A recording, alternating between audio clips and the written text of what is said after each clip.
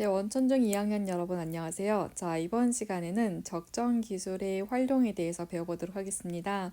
자, 이전 시간에 적정 기술의 정의와 특징 여러 가지를 배워보았는데요. 이 적정 기술이 어떻게 활용되고 있는지, 또 활용되었을 때 그 기술 속 원리가 어떤 것이 있는지 알아보도록 하겠습니다. 자, 그래서 교과서 페이지 240페이지고요. 자, 오늘 알아볼 분야는 바로 물 관련 적정 기술 사례입니다.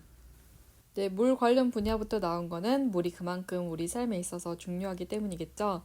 자, 우리나라도 흔히 물 부족 국가라고 하는데, 그러한 물 부족을 여러분이 체감해 본 적은 없죠.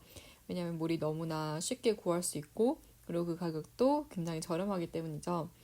근데 그거는 우리나라가 상하수도 시설이라든가 정수 시설이 굉장히 잘 되어 있으니 그런 거고, 모든 지역에서 그렇게 물 자원을 쉽게 구할 수 있다던가 물을 잘 관리할 수 있는 인프라가 구축되어 있는 건 아니죠. 대표적으로 이제 아프리카 지역이 그런 상황인데, 아프리카 지역은 일단 수원, 그러니까 수원 자체를 구하기도 어렵고, 그 다음에 이제 이 물을 깨끗하게 관리하는 것도 어렵고, 세 번째는 이 물을 어떻게 쉽게 갖고 오는 거. 그러니까 수원 자체는 있다고 한들 수도 시설이 없다 보니까 집까지 물을 끌어오는 상황이 안 되는 거예요. 그래서 이제 개발한 게 큐 드럼인데, 이 아저씨가 지금 열심히 끌고 가는 게 바로 큐 드럼입니다. 자, 보통은 저렇게 바켓스에 여성과 어린이들이 일일이 물을 넣어서 이동을 하는데요.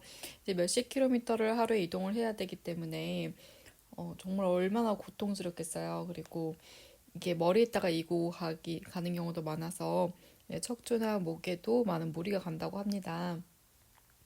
일단 네큐 드럼은 한 번에 약 50리터의 물을 담을 수도 있고 이를 굴러서 이동시킬 수 있으니까 적은 힘으로도 아이들이 이동이 가능해지면서 아이들의 학교 출석률이랑 진학률까지도 증가했다고 합니다. 그래서 누구나 손쉽게 사용할 수 있으면서도 이제 물부족 국가의 국민들의 삶을 개선시켜 주었다는 점에서 네큐 드럼이 적정 기술의 대표적인 사례로 꼽히고 있습니다. 자, 두 번째는 정수 시설이 없어서 이제 오염된 물을 마시다가 많은 병에 걸리는 상황을 이제 해결하기 위해서 나온 라이프 스트로우입니다. 여러분 라이프 스트로우는 많이 들어봤을 것 같은데요. 아까 봤던 것처럼 빨대처럼 생겨 있는 기구고요. 이렇게 오염된 물을 그대로 마시는 것이 아니라 이렇게 간단한 빨대 모양의 기구를 이용해서 물을 쉽게 정수해서 마실 수 있도록 도와주는 적정 기술입니다. 자, 그래서 이 적정 기술의 원리부터 알아보면 단계별로 정수 과정을 거치는데요. 첫 번째 섬유 필터로 큰 이물질들을 걸러내고 그 다음에 두 번째 좀 더 망이 촘촘한 폴리에스터 필터로 더 작은 이물질들을 걸러냅니다. 여기까지 하면 이제 이물질들은 다 걷어냈고 아이오딘 수지 알갱이로 살균을 해주고 마지막으로 활성탄 가루로 이물질 찌꺼기들을 이제 흡착해 냅니다. 이렇게 총 4단계를 통해서 정수를 하는 간이 정수기이고요. 빨대 모양으로 이렇게 빨아들이면 되는 구조인데, 그래서 이 라이프 스트로우는 이제 수자원이 오염되어 있고 그 다음에 전기를 활용하지 못해서 정수기가 제대로 되어 있지 않은 지역에서 문제를 해결할 수 있는 적정 기술입니다. 하지만 이 라이프 스트로우는 실패한 적정 기술입니다. 적정 기술의 첫 번째 특징으로 적은 비용을 가지고도 활용 가능해야 된다고 했었는데 이 라이프 스트로우는 $20 정도 했다고 해요. 이 사람들이 몇 달간 모아야 하는 금액이었기 때문에 결국 무상으로 공급할 수밖에 없었고 또 적은 수의 수량만 공급됐기 때문에 많은 사람들이 이걸 가지기 위해서 싸움이 일어났다고 합니다. 그래서 라이프 스트로우는 해당 지역의 사회적, 경제적 상황을 충분히 고려하지 못한 적정 기술이었기 때문에 실패한 사례로 남게 되었습니다. 네, 마지막으로 수원 자체를 만들 수 있는 와카워터입니다. 네, 와카워터는 아프리카의 일교차가 굉장히 큰 점을 이용해서 공기 중에 있는 수증기를 이제 식수로 바꿀 수 있도록 만든 기구인데요. 와카워터의 원리를 정확히 알아보고 이번 시간을 마무리하도록 하겠습니다. 땅을 파도 물이 없고 하늘에서도 수개월 비가 내리지 않는 메마른 땅. 아프리카의 많은 사람들은 그래서 매일 걷고 또 걷습니다. 바로 마실 물을 구하기 위해서인데요. 에티오피아를 찾은 이탈리아의 건축가 아르투로 비토리에게 이런 모습은 충격이었다고 합니다. Hello to EBS News. My name is Arturo Vittori. Children and women walking for many kilometers every day carrying this water tank, with a heavy one, through the desert to very harsh, environment without shoes.